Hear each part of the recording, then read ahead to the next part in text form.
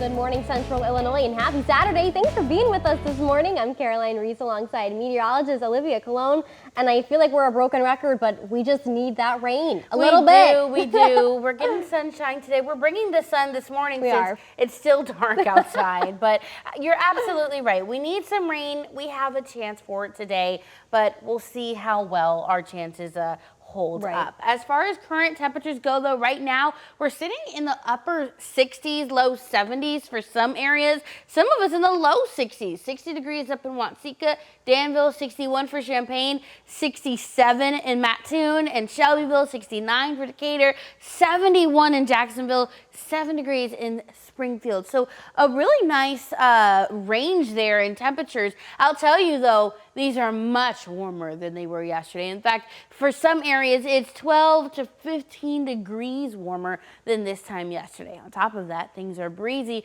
especially parts of Lincoln, Jacksonville, Springfield, up into Bloomington as well. What we're looking at today is sitting in between the area of low pressure that's been giving us chances for that rain and then high pressure, which has been stopping those chances. Right now, it looks like there are some spotty showers firing up a little bit farther to the northeast. You can see some thunderstorms rolling through southern Wisconsin and into northern Illinois. We'll see how well our chances for those thunderstorms hold up today, though the vast majority of us will be mostly sunny. I'll tell you why. We really could use some rain. That's coming up in just a bit. For now, Caroline, back to you. All right, thanks so much, Olivia. We'll take another look at that forecast in a bit. First this morning, the Illinois Freedom Caucus has filed articles of impeachment against Governor J.B. Pritzker. WAND's Mike Militich reports Illinois Republicans are furious with Pritzker's response to the assassination of conservative influencer Charlie Kirk. Governor Pritzker expressed sympathy for Charlie Kirk and his family while condemning political violence Wednesday. But the Democrat also said President Donald Trump ignites this type of violence. We saw the shootings, the killings in Minnesota. We've seen other political violence occur in other states.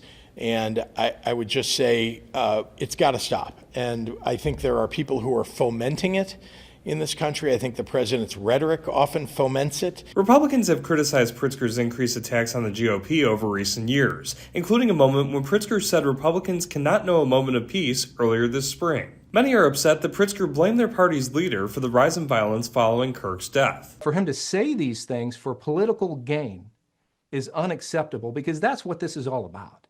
This is about political gain for the radical Democrats and pushing a woke narrative.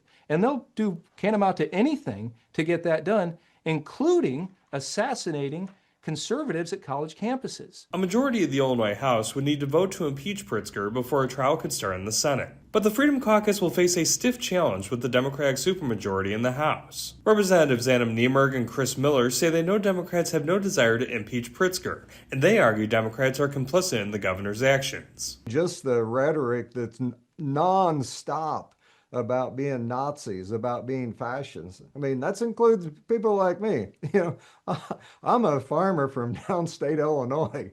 I mean, I'm about the farthest thing from a Nazi that you will ever see. Reporting in Springfield, Mike Militich, WAND News. Now, Governor Pritzker says no one in this country should have to fear gun violence wherever they are, in a high school classroom or even attending an event on a college campus. They reiterated the governor condemned the shooting that killed Charlie Kirk and believes political violence should never become the norm.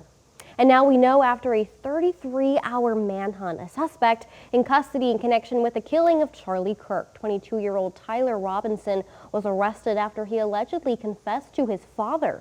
Authorities believe he acted alone. Forensic evidence has been seized and continues to be garnered. Forensic evidence has already been evaluated at FBI laboratories in Quantico and state local authorities here. Robinson is facing multiple charges, included aggravated murder. He is being held without bail in a Utah jail.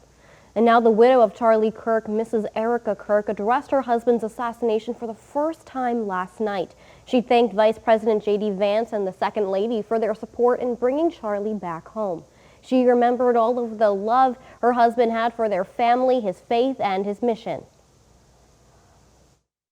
I want to thank the first responders who struggled heroically to save Charles's life. and the police who acted bravely to make sure that there were no other victims on that terrible afternoon. The movement my husband built will not die. It won't. I refuse to let that happen. Mrs. Erica Kirk also left a passionate message to those responsible for his death, calling them evildoers who have no idea what they have done. She went on to say that her husband's mission will not be forgotten. And here closer to home, Sean Grayson, the former Sangamon County Sheriff's deputy accused of killing Sonia Massey, appeared in court yesterday afternoon. The state and defense argued over what evidence would be allowed in his trial next month, including his past employment history in law enforcement agencies across the state. The prosecution wanted to bring evidence that shows Grayson intentionally escalates situations as an officer, but a Sangamon County judge ruled it wasn't related to the murder charges. While cameras weren't allowed in the courtroom, the Massey family thinks they should have been.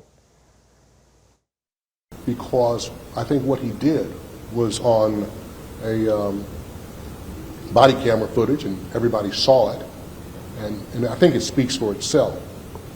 But many people who are interested, where I'm from in Arkansas, people all over the world are interested in what happened to my daughter. I wish that the judge would have allowed cameras in so that people could see it. Grayson will have one more pretrial hearing in Springfield before his trial begins in Peoria October 20th. Grayson has pleaded not guilty. And in Champaign, state regulatory staff finds OSF Healthcare's planned cuts could create a rehab bed shortage in the area. Now, this came in a report yesterday by the Illinois Health Facilities and Services Review Board. OSF says this kind of finding is not uncommon for these types of projects. In a statement, they said, quote, "We continue to work with internal and external stakeholders to make sure the needs of the region, including the need for rehabilitation beds, are met."